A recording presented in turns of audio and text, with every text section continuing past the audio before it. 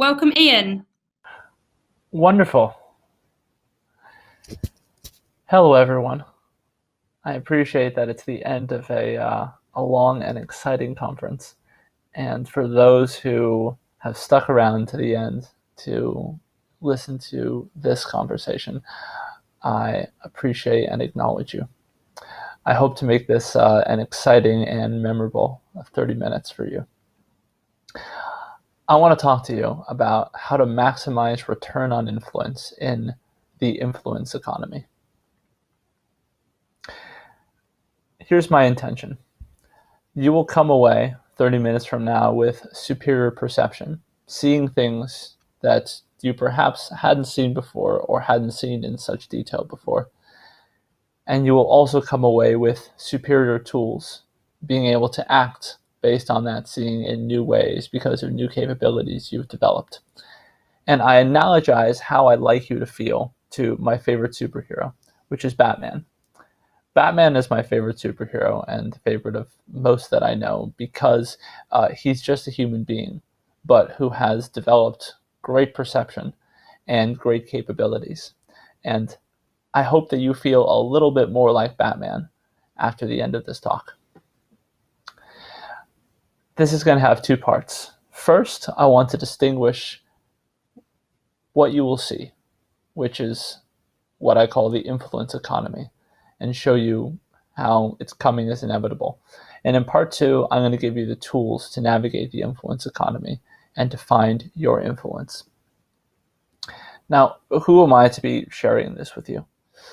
Well, I've got a rather different background in coming to social media. So I started my career as a researcher and a student at Yale and LSE, having done degrees in decision sciences and in cognitive science, which is a mixture of computer programming, psychology, neurobiology, philosophy, and linguistics. And I did research on behavioral decision making out of both of those institutions. My first project coming out of university was working for a little company called SCL, which you may know is the parent company of Cambridge Analytica. It was a behavior change house. Cambridge Analytica was the elections division, and I was in the defense division. And my first project was predicting the Arab Spring using social media data for DARPA, which is something that they weren't able to do. And so it was about how we could predict the next Arab Spring, which we were able to successfully do by applying psychometrics to a large-scale graph and lexical data. Coming out of that, I've basically been trying to redeem myself because some of those algorithms may or may not have made it back to Cambridge Analytica and had some role in the results of the Trump and the Brexit election. So I've been trying to apply data science and psychology to meaningful problems. And I've done that at various companies. I developed a life coach powered by IBM Watson, a visual DNA, a SaaS tool for employers to help understand the values of their people. Then I ran data science at Trainline for many years. And if you've used any data science-y smart things on your Trainline app, if you have it, hopefully, those are things that I was responsible for. And then I spent a year at Huma where I was trying to predict, among other things, your likelihood of developing osteoporosis from your gait data that is gathered by your phone, basically how you jostle your phone. So I've always been trying to use large-scale data to make life better, but particularly data that is psychometrically inclined. And so my work joining Tailify, an influencer marketing R&D company and agency, has been a culmination of a lot of the things that I value and appreciate in life. And I want to share with you this way of seeing social media through the lens of data and psychology. So first, I want to distinguish the influence economy. Part one, it's coming. But in order to understand the influence economy, you got to understand the nature of influence. I have a question. Who has influenced you most in your life? Really consider that. And who are the first three people who come to mind? I'll give you a moment. Allow those people to come up in your mind and the faces to surface. Here are the first three who come to my mind in no particular order. There's my dad, who taught me an incredible amount about life. There's one of my high school teachers, Paul Toda, who taught me to appreciate poetry in particular, and particularly poetry about nature. And then there's Tim Ferriss, who most of you should probably know, who inspired me, among other things, to move from my home in San Francisco to start an adventure in London, from which I still have not returned. Now, what's interesting about this for me is that it's not who came to my mind, but who didn't come to my mind. There are a vast number of teachers, media sources that I have paid attention to in my life, but whom did not come to mind when I ask who has truly influenced me. Who has truly influenced me is actually a small subset of all of the people that I've paid attention to in life. So here's what I want you to take away from that, is that attention is not influence. There is this disjunction. And the confusion of attention for influence is one of the things that trips most marketers up. And attention can be bought. You can buy my attention with an ad or with a promotion. But influence? No, influence must be earned. So what is the difference between attention and influence then? These people paid attention to, and they influenced me. Well, it's trust. I trusted these people. I, of course, trusted my father, and I trusted my English teacher in a very narrow domain, namely the domain of English. And I trusted Tim Ferriss in a pretty narrow domain too, namely the domain of business and various aspects of lifestyle design, and not other things. Trust is a domain-specific phenomenon.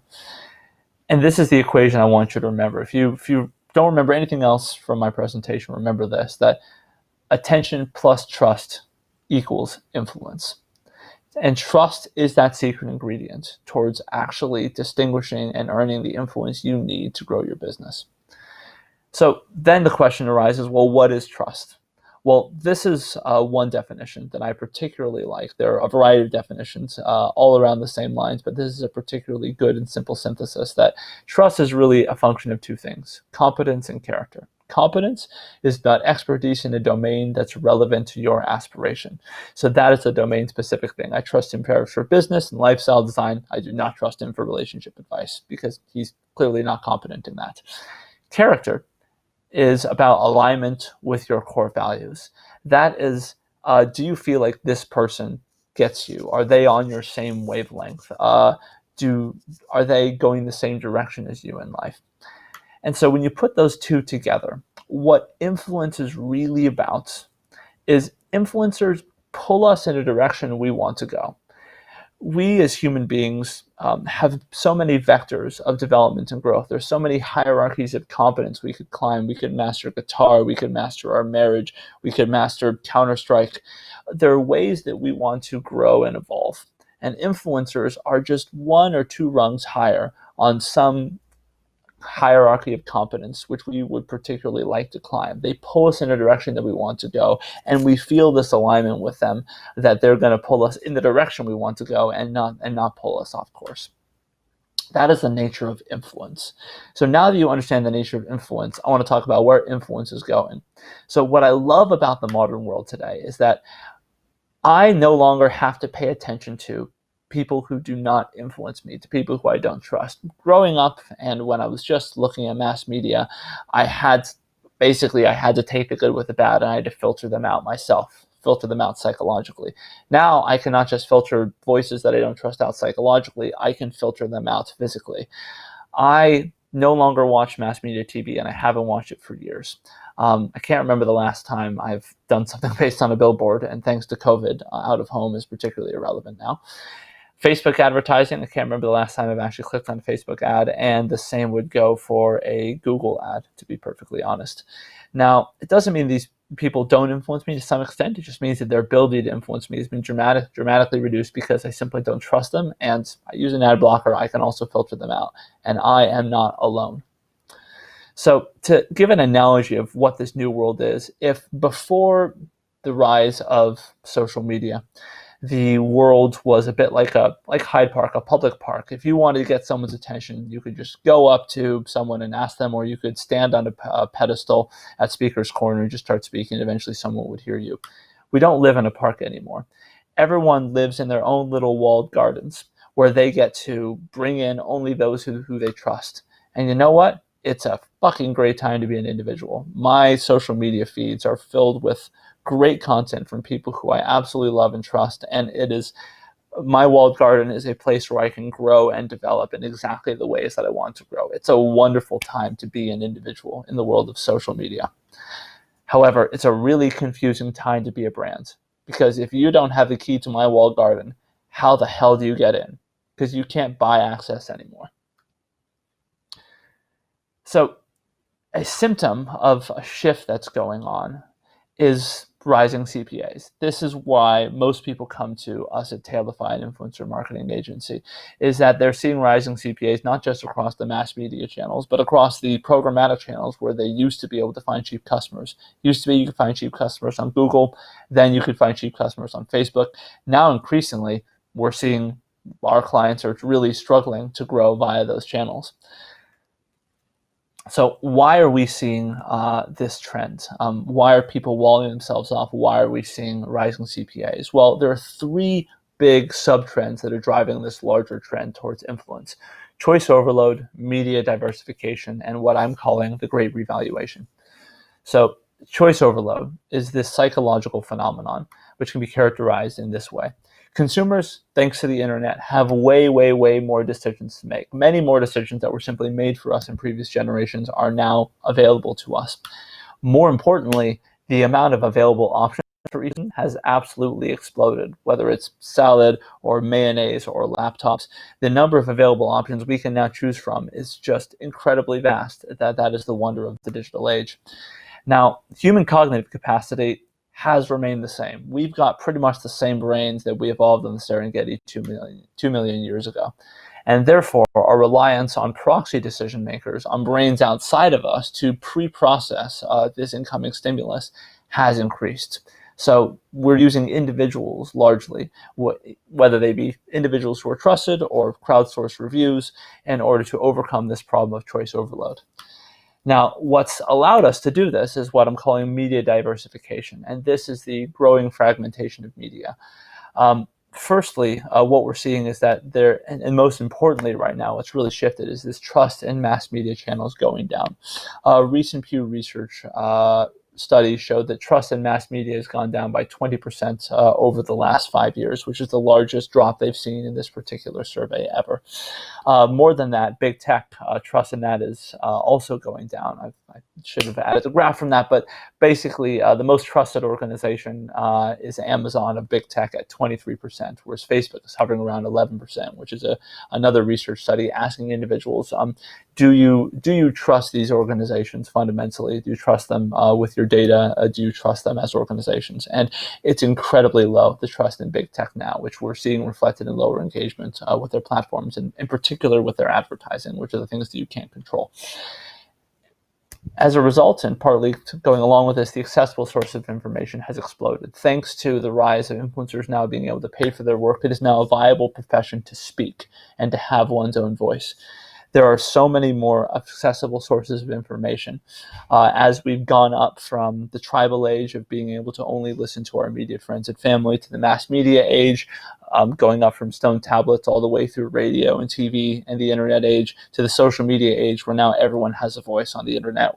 The amount of accessible sources of information now numbers in the millions, where it used to simply number in the tens. Together, I'm calling this the Great Revaluation.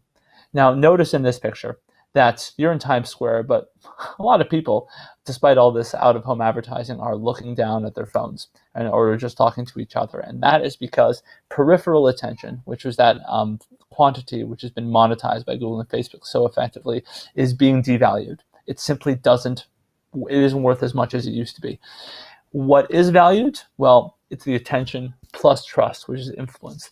Influence is the new currency of growth.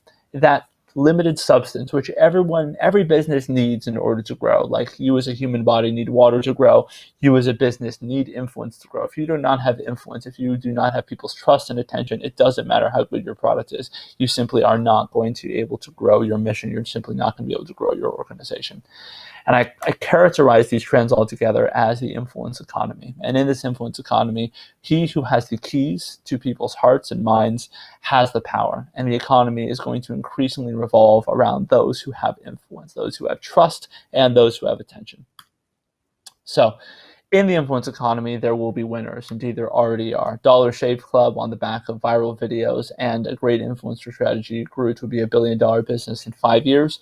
Gymshark, similar example, and in fact, they recently took a round of investment that valued them at 1.3 billion. So this is actually now 0 to 1.3 billion in 8 years. And of course, Kylie Jenner, off of the back of her audience, grew to be the youngest billionaire in history in 5 years.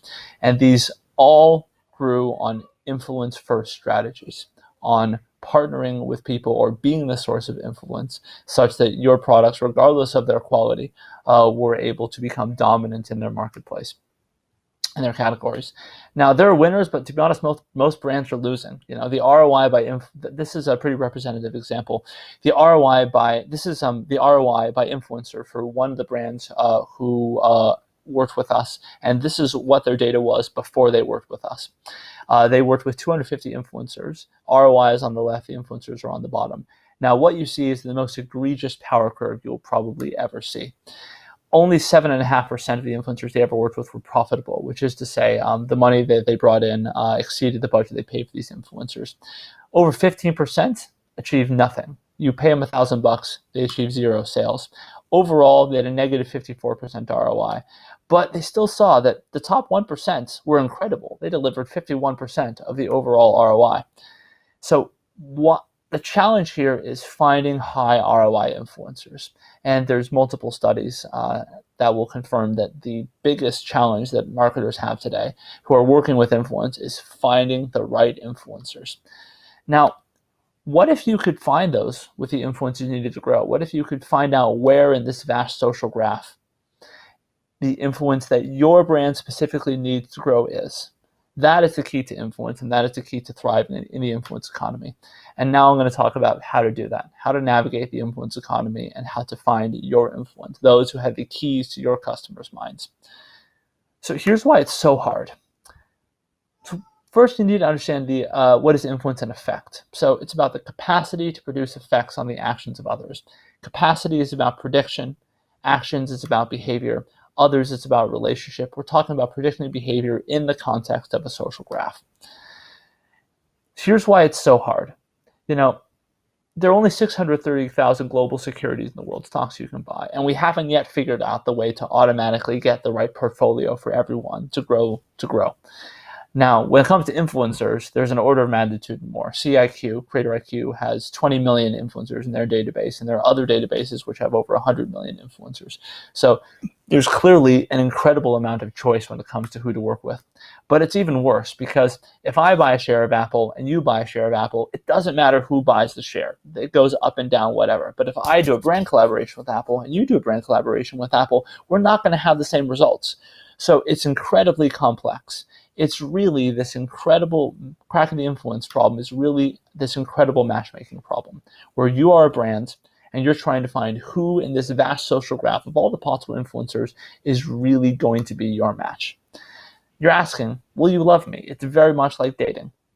And the influencer, of course, is, asking the same thing.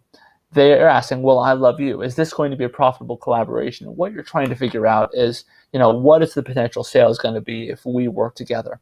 Here's the problem. You don't have time to go on 20 million first dates. It's not a human feasible problem to solve matchmaking by just going in as a human being. So influencer selection at scale is a machine learning problem. And a machine learning problem has the following structure. There's an output that you're trying to predict, in this case, the potential sales between you and a potential influencer. And then there's information that you can gather about that brand and that influencer. So this is information like, what have they been posting about? What has been their reach over the last 10 posts? There's so much information you can know about that influencer and, of course, information you know about that brand. And that is an input. So you're trying to use these inputs, what you know, to predict these outputs, potential sales, what you don't know. Currently, it's human beings that are doing that with the help of some social search tools, databases like Creator IQ. And as we've seen, 20 million is simply not a feasible amount of influencers to evaluate, even without dating them, for a human being to do. So the future is using AI and machine learning, using machines and their mental modules to supplement the capacity of a human being. So what the key is, and what we're trying to do at Tailify, is to replicate and augment the intelligence of a master influencer selector. If you as an influencer selector had an infinite mind and infinite cognitive capacity to evaluate all 20 million influencers against your brand in a given moment, what would the results be? What would the highest ROI influencers be? That's what we're trying to do with machine learning. Now, machine learning maybe sound like a fancy word, and it's certainly a buzzword these days, but it's actually really simple. Machine learning is just about converting mental models, which are ways that we think about decisions, into computer models, which is ways that a computer would think about and make a decision. So going back to trust, which is about competence and character, and a human being, when they're trying to evaluate trust for a given influencer, whether an influencer will be trusted to be an advocate for your brand, they're asking this question: will this influencer's audience convert if the influencer advocates for the brand? And of course, that's a function of trust. Will this influencer be a trustworthy advocate for the brand? These are the questions that you might be asking yourself when you're looking at an influencer. And of course, trust breaks down into two components. Does this influencer have the expertise to advocate for the brand's product? They have to be competent. And is this influencer authentically aligned with the brand's values? They have to be there. This is what a human being is doing. Now, what a machine would do is really the same thing, but in a more machine way. There's a value and output estimated conversion rate. They would estimate a trust score, which is a function of domain authority and values congruence. Now, I want to talk with you about how you could build this model, and what you really need to do to thrive in the influence economy. And it has to do with taking all the information that you know, past post engagement, post description, any metadata that you have about your brand and the influencer, and using it to, with the machine's help, predict these scores through which you can use to feed into estimated conversion rate. And then you can algorithmically figure out which of the 20 million influencers is going to be perfect for you. And I want to really focus on what I think is the key.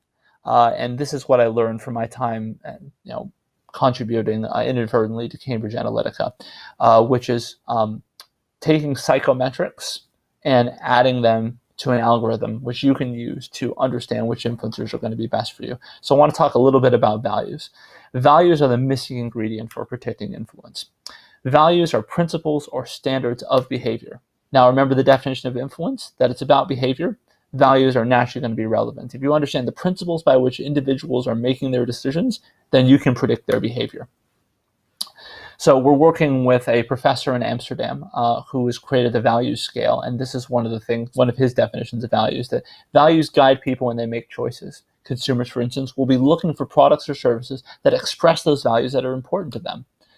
Now, consumers perceive brands in human terms. They attribute human characteristics or human goals to brands based on their observations of and experiences with the brand over time.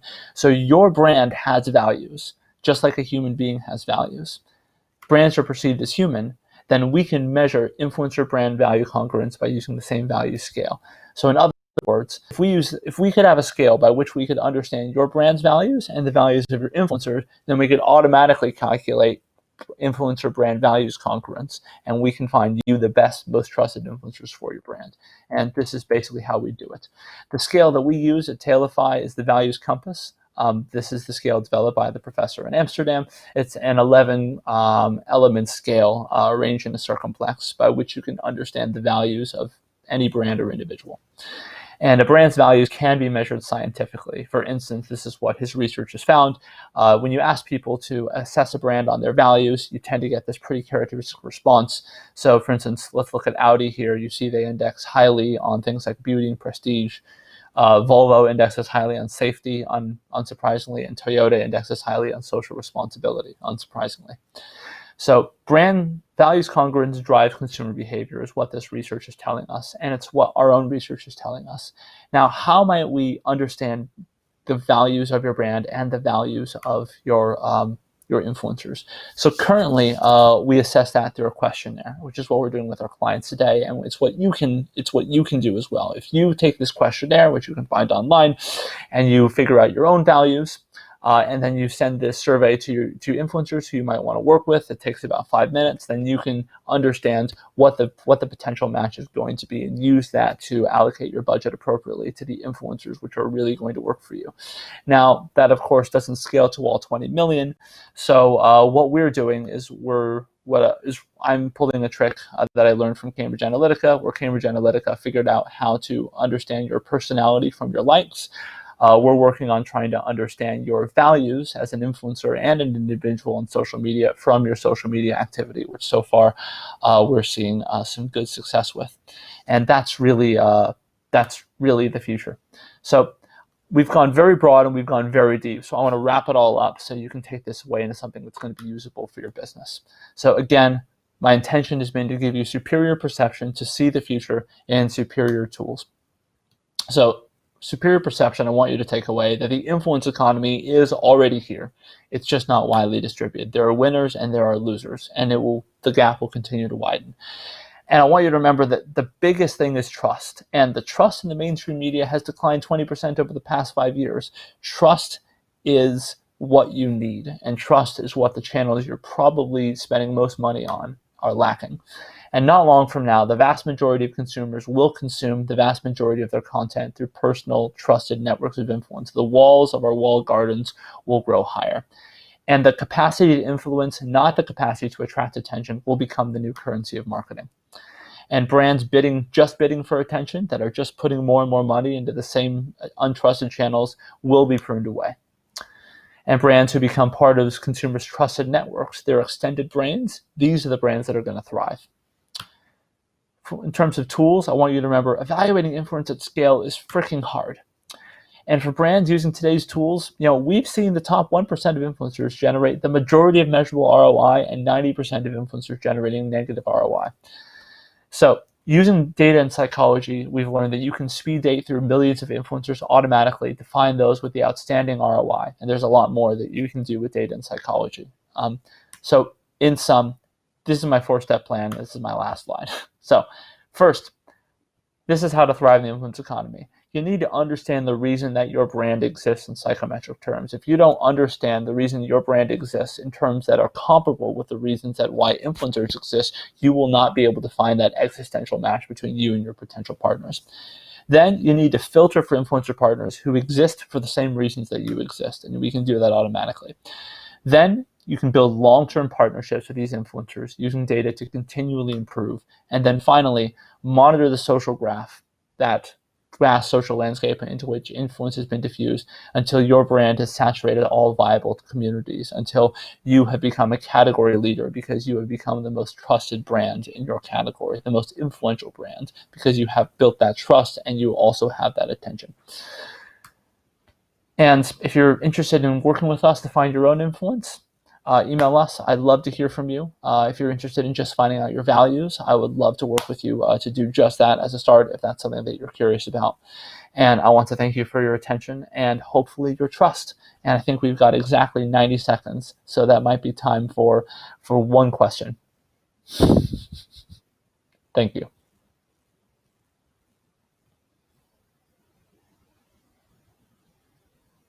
Everyone, just to let you know, over on Stream One, we now have the Social Day quiz with Lucy and myself. I'll be joining shortly.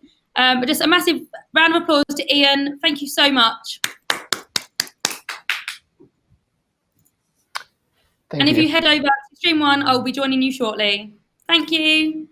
All right, lovely. Have a wonderful day, everyone. Take care and enjoy the rest of the conference. Yeah, can you shut me down?